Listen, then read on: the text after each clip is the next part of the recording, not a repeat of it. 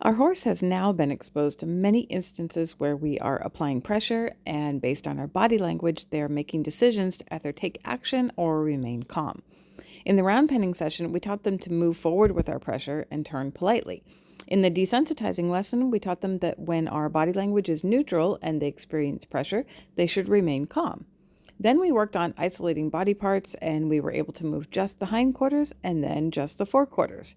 In between each practice attempt, we used release and rub as the indicator that our horse had made the right choice. In this exercise, we will teach our horse to back up in response to our pressure. Backing up is one of the most important exercises we can do with our horse to develop respect in our relationship.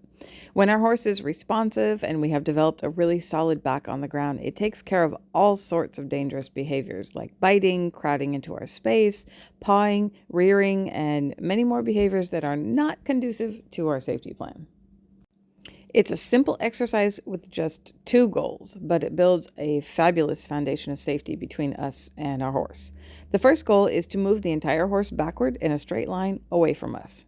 The second goal is to minimize the pressure needed to achieve the first goal. I begin this exercise standing in front of the horse, a few feet away with the horse facing me. I have the halter and lead rope draped over my hand with no loops wrapped around my hand. Remember, these little safety habits add up to a comprehensive and effective safety plan. I start with neutral body language and rub the horse's face gently with the stick. Like in other exercises, this creates the contrast between my neutral body language and active body language. Then I shift to active and begin wiggling my finger. This is the ask. When she moves, I follow and wave the stick under the lead rope to get a little more energetic movement from her. This is the tell.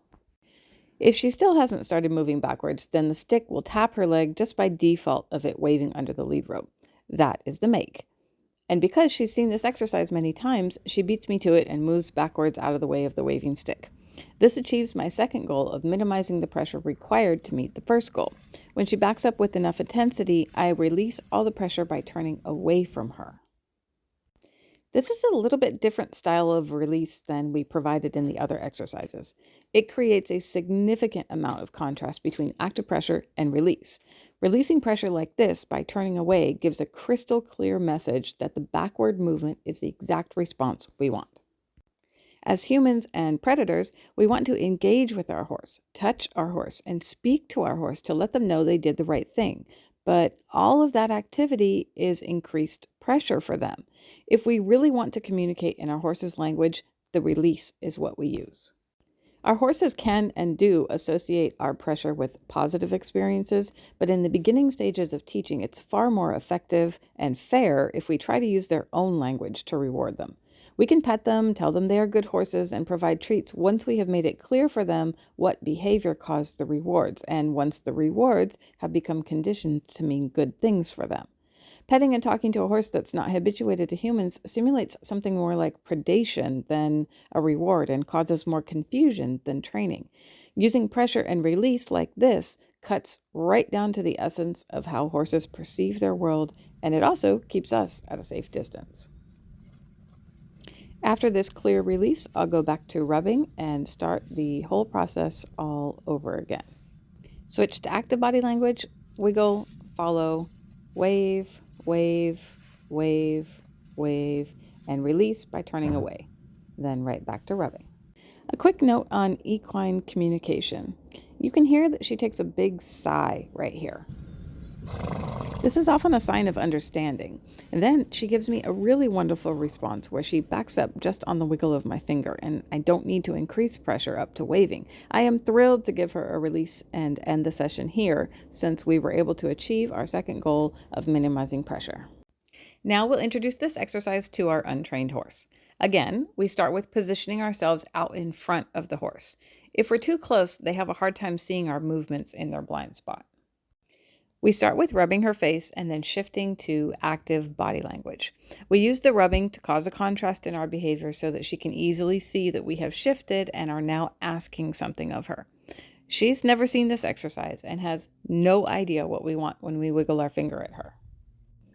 We will slowly increase pressure by waving the stick under the lead rope. Again, she has no idea what we are asking, and simply waving the stick under the lead rope is not enough pressure to motivate her to find the action that we're looking for. It's not until I tap her leg that she realizes that I'm looking for movement, and as soon as she figures it out, she takes a step and I release. Timing is so important, and we have to be sure that, especially in the beginning stages, even the slightest attempt is rewarded by releasing the pressure. Here, she took a step backward before the stick could make contact with her leg again. The pressure motivates her to find the solution, and the release teaches what we want. She is clearly understanding the concept, so now we can build on it by asking for more energetic movement and additional steps. With each repetition, we are proving to her that when we ask for her to back out of our space, we will ask with very light pressure, but will increase to as much as is necessary to get her really moving. This backing exercise is one of the most important lessons we can instill for her to prevent her from being dangerous around people. And remember that dangerous horses hurt people and themselves. As responsible owners and trainers, we have an obligation to this horse to teach her how to safely interact with people. We are giving this horse the tools to keep her safe from one of the dreaded S situations: starving, sold, or slaughtered. After many repetitions, the end result of this exercise produces a horse that will back up on just the slightest finger movement. That means that she is paying attention to us, always aware of our requests, and is easy to move. The more repetitions we can practice with her, the better she understands our communications. She's starting to understand that she is easily able to get out of the way of the stick and prevent it from tapping her by backing up. It's important for her learning process, though, to test the boundaries to see the consequences of her action or inaction. Here, she does not move as quickly as she did on the last repetition. Consequently, she feels the pressure of the stick tapping her leg. On the next repetition, she chooses the quicker response, and I am very particular to reward it very quickly to confirm for her that she has the right answer. We had been working on increasing steps, but then her response kind of deteriorated, so I shifted back and focused on her taking steps with minimal pressure. On this repetition, she chooses to offer an even better response and moves off the pressure of just my wiggling finger. Even though she didn't move very far, I'm still going to reward with the release because she moved with the slightest pressure. Remember, that is our second goal. She's actively trying to find the solution, and this kind of communication is much more like a conversation than it is me demanding behavior from her. There are consequences to every action, and we are showing her that we will be fair and consistent. As long as she takes the action we are looking for, she will get the release. If she does not participate in taking action, the pressure will maintain or increase enough to motivate her to try. As soon as she tries, we release. It's a mutual conversation of body language between us, and the lessons that she learns here are retained for the rest of her life. We'll close out the session with one really good repetition where she takes 5 steps without ever having to touch her. Once your horse has learned the concept of the backing exercise, you can incorporate it into all aspects of your daily routine. Anytime you're working with your horse, you can practice backing them up. On your way to the arena, see if you can get there going backwards. Feeding time, back them out of your space until you're ready. Returning them to their stall, try backing them into it. All tacked up and ready to ride, back them out of the barn and to the mounting location. The more you practice backing your horse up, the more connected you'll be.